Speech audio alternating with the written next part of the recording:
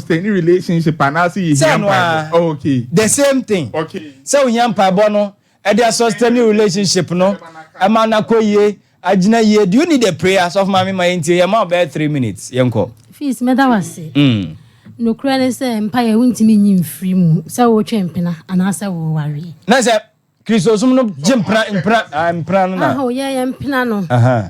Asante kasa no na mo chire mu say say ya kasa empina e no ne mo ka ne say dating no okay enti maami bi betimi de ne ba na che ti ai say wonji ni sika okay ba ware no no e empina ware ya ware o but ordinary man so on no okay enti no wo hia mpaye wo sa ware we say mu okay o maami de wa che be ma no wo oban ne hia na obema ne hia mu nyina mu hia mpaebo no wo se wi aso pade afuo pia wunya asem pa okay enti cha wode wa che wo no na adwi nti wode ade na ye debe a che wo se wa mompa ya merade anyi eche no de wo mu pa no a ebe hawo ena wo oban no so ye de wa che wo no so se wa mompa ye yi so a ebe hawo okay enti mpina twe ni aware ni nyina ye hia mpaebo pa fi se be ma bi wo ho be se enne ma ni gina empire ne ma ware gina oh okay if you say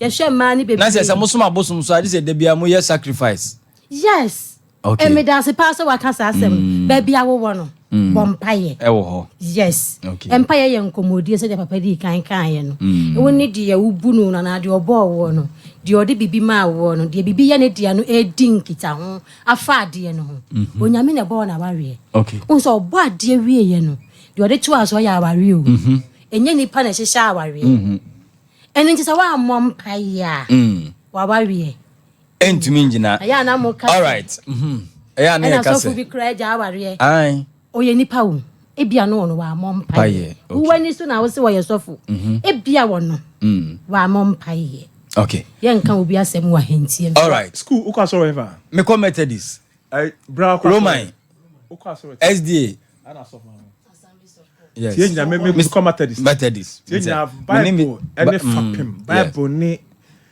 buka yes definitely Bible was pray without ceasing and what God have put together no one should put it asunder yes that nyame na hihya aware yes and was mamu nyan Bible da etuntini kwati so aware unti ka so fa Bible mem was pray without ceasing so by say nyame na hihya dia wa hihya dada because nyame onim ochina onim next year okay what is a prayer communication because you say being omnipotent being I was through how oni need komo without ono wa brabo enye yes ono so na ball say me free her konkran ya me ye o manim yes but I believe say omnipotent in nim say ready for me kodu and ye fene pipe no okay me be man ka say ready for me kodu no obema na bofo abon ho ban ekwam as dem kro be ye fro na akọ okay eti enne ma ye bom paya ade a ye hu be jiri so obi be ma boy ama ayi boni na free ho ne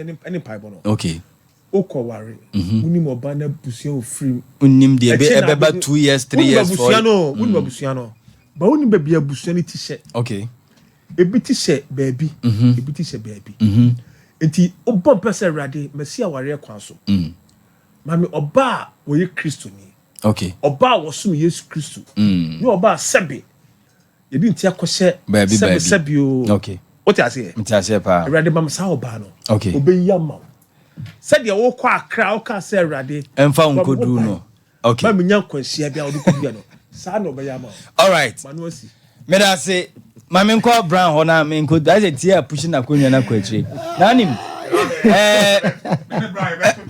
me serious Rebecca Sante adwoni o TikTok English woman okodie akuaje wa so adwoni na sisto Mr. Brown yentio ayakikri ayakakra enu ye den enu ye me tons okay opani aware hiam paibo oh sir relationship hiam paibo ehia aware aware onu oba ni TV no enu hiam paibo but relationship onu oba ni da sorry eye ni ho adwuma be si miniama na one ne da ye de aware for ye hiam paibo fornication enti enu hiam paibo onware no se o manyame a kire okwan abefa so ye fornication nyame se bible na kire wo se onware obi a one ne nkoda eh answer me anya no nso dabi answer me dabi Me here no answer.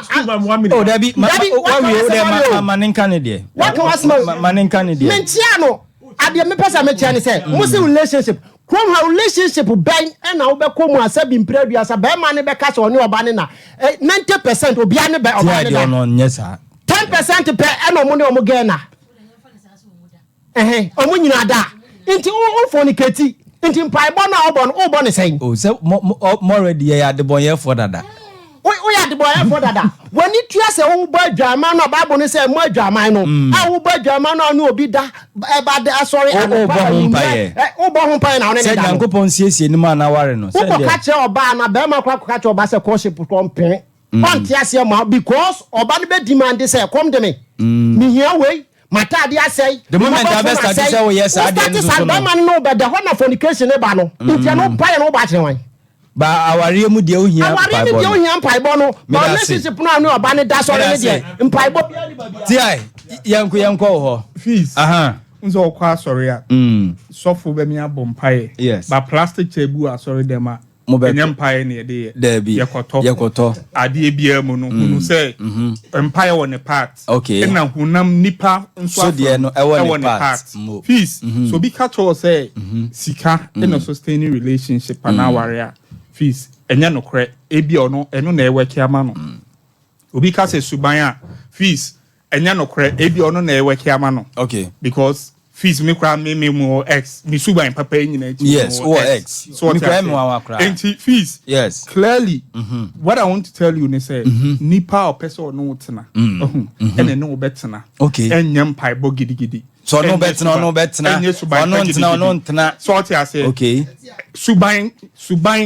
or relationship obi with very good attitude towards the partner but the partner no first binding okay into relationship na echo wayward obi a prayer warrior 24 hours and so relationship in marriage no enko ba bia it feels me say the boy for mienu omahia omotena na sofo bi ne yire nhia omatena ma sofo bi ne yire hia ma sofo ne yire ne agu adeboye for mienu ne please me see the ono obetena so wo pese wo ye bibia to sustain it na video ane ono it na video ane ono saying ni say time uni oba na be ma wo ho how din say minya we ma na minya we ma no it's in a relationship echo we wo obekwa akosi obi a wonye the same thing so ne better yes so don't be thinking about don't overdo okay because your person no tena no better enyam yiri baba mama me ko boss up omra